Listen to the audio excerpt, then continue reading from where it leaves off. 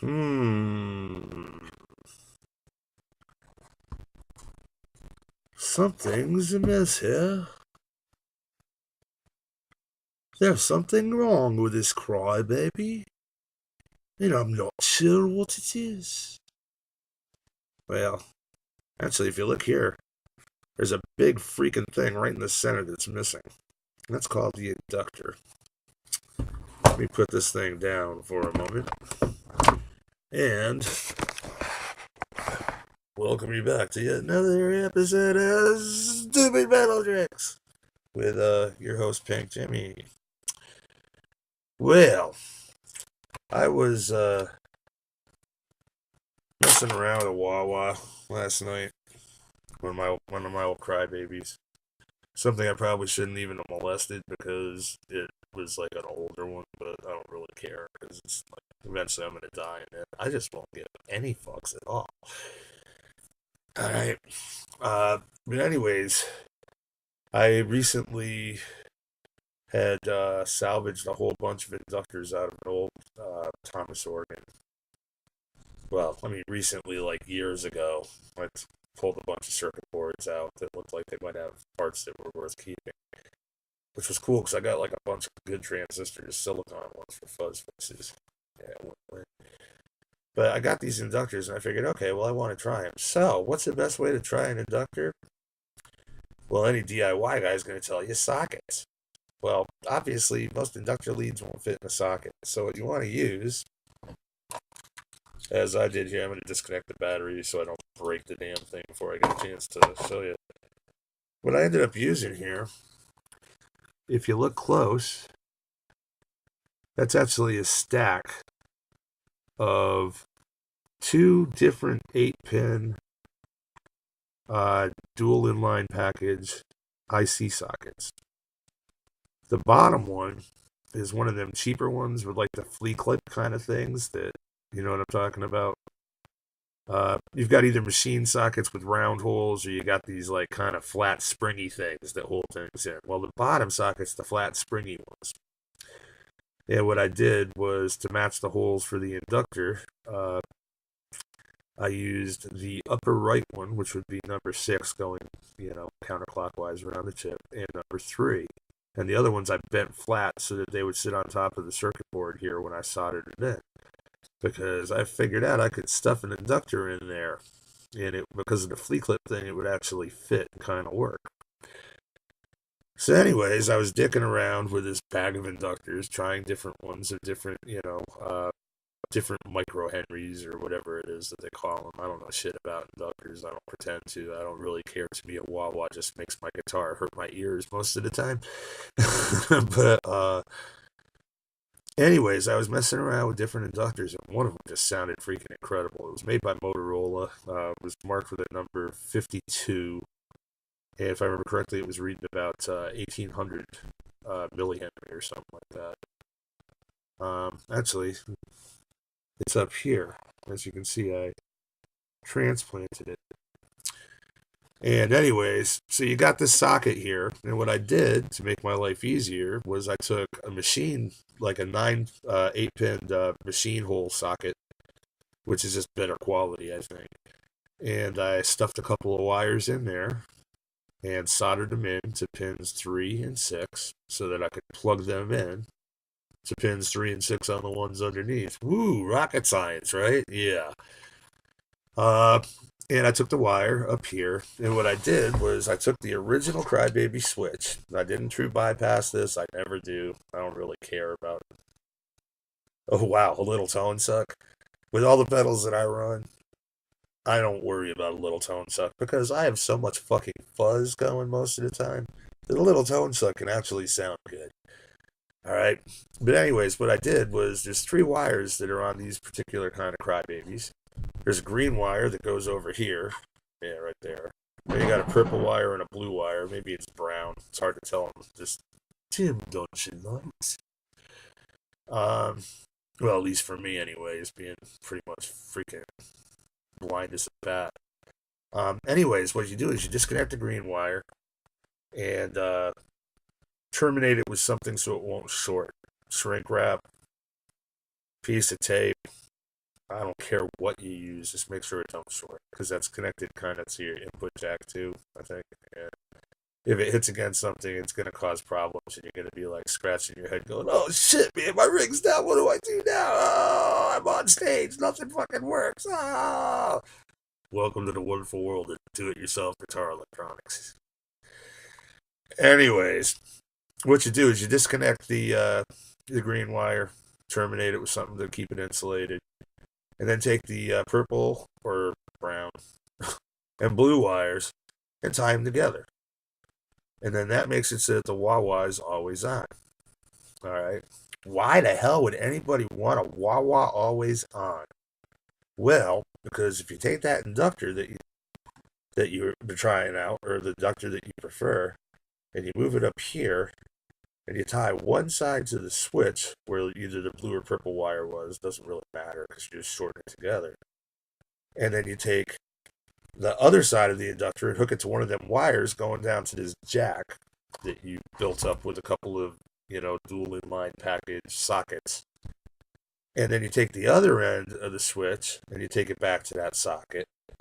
What that does is it changes the switch, which is normally your bypass switch for the wah-wah circuit, and it leaves the wah-wah always on, but it takes the inductor in and out of the circuit.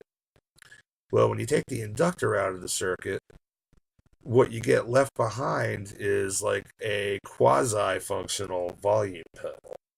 I say quasi because you can't turn it all the way off. You cannot go to zero. But you can turn it down to a little less than unity gain, which is handy for, like, say, playing rhythm guitar. You're trying to sing, you can't hear what the hell you're doing because, of course, the monitors are never loud enough because it's life, baby. Turn your guitar down. Cut the bass on it if you like me. That helps, too, because it makes a pocket for your vocals to sit. But anyways, when you lift the inductor, what you get left behind is a buffered volume pedal, basically. Actually, we'll call it an expression pedal, with a minimum volume that's about 6 dB below unison, or unity.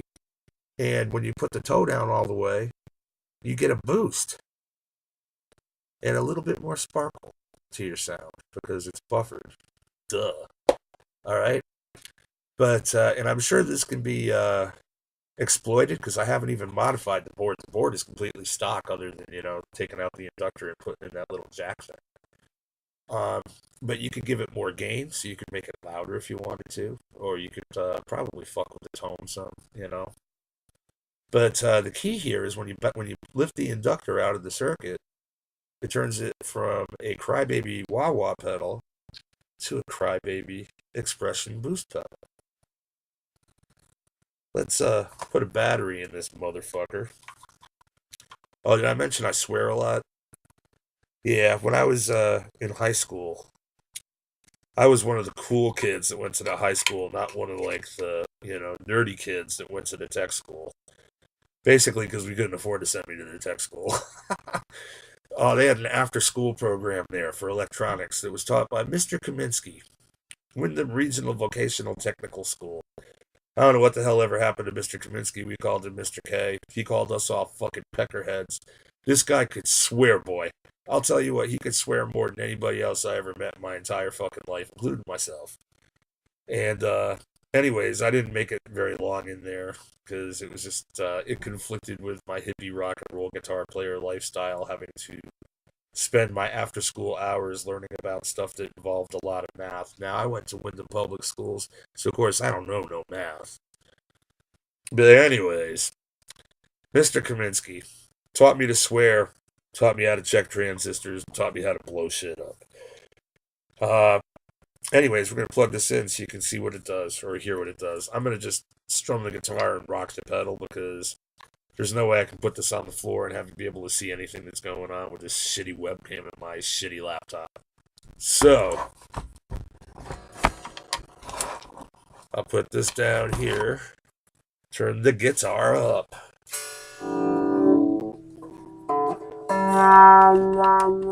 Here's the wah-wah. Hang on, put this down here.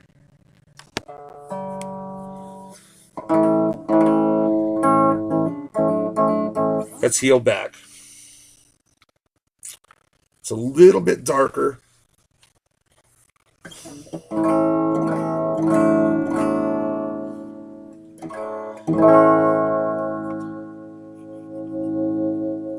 Then that's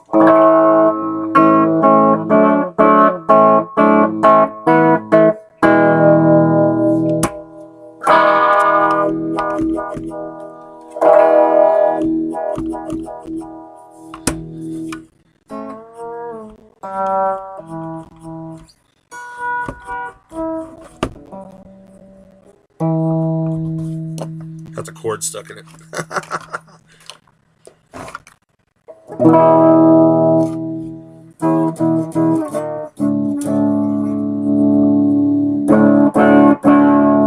Play rhythm.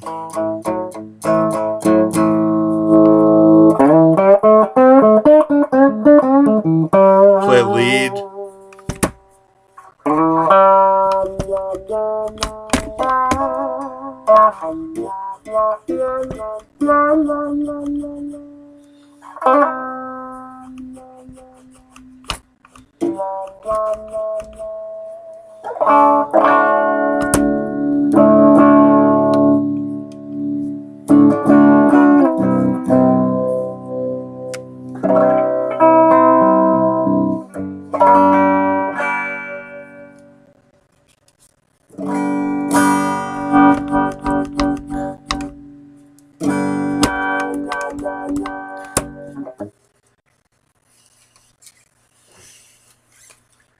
So anyways, for many years now, I've wanted a wah-wah that would also work as a volume pedal when it was off. And stand up for a minute, give my aching ass a break. I always thought a wah-wah, when you turn it off and it's in bypass, I always thought a wah-wah by rights should automatically be a fucking volume pedal. There's a company, Donner, out of China somewhere or other, that had actually asked for suggestions on pedals and wish lists. And I had contacted them. I said, you guys should make a fucking wah-wah. Because they have a wah-wah volume pedal, right? But you have to bend down and flick a switch with your finger on the side of the thing to change it from wah-wah to volume. That's ridiculous. Do it with the goddamn bypass switch, right? So they did, which was kind of cool. Theirs works really good, and it's only like $50 shipped straight from them. I use them myself live. I mean, I weigh 400 fucking pounds, and I stomp on that bitch, and it's fucking surviving with me playing it. So it's probably gonna hold up for you too, even though it's not the like strongest case that you're ever gonna see. It's held up a lot better than, say, the Digitech Jimi Hendrix pedal kind of deal, because as many of you know, those things just snap and break after time, and if they don't warp and completely break on you, which often happens. But anyways, I always thought that it should be like that. It should be, when a wah-wah's in bypass, it should just be volume, right? Well, it's a little more difficult than that, apparently. Most of the modifications that I've read about involve lifting one of the capacitors on the circuit board to bypass the wah for the whatchamacallit. Basically, if you lift the ground on this particular capacitor, it makes it so that the bandpass filter can't. It breaks the circuit. It doesn't complete its connection to ground or whatever, so it won't work. And then you're left behind with a quasi-functional volume pedal. Well, the difference, though, is when you do that with the cap, as you move the wah, it works kind of like a wah still, but it's like a really shitty tone control as well as a volume control. It definitely has a pronounced tonal change from bass to treble. With this, it still does that, but not as drastically. And I mean, to me, it just sounds better. I don't know. Use your ears, play with it. It's easy enough to do. All you got to do is, it's nothing that's irreversible, of course, But if you like the way it sounds, well, I just told you how to do it, so get to it, man. All right? Anyways, with an actual stupid pedal trick for a change, instead of just a demo of some horrible, noisemaker that I've built. Jimmy Photon signing off. Peace and love. Talk to you soon. Where's the fucking stop button?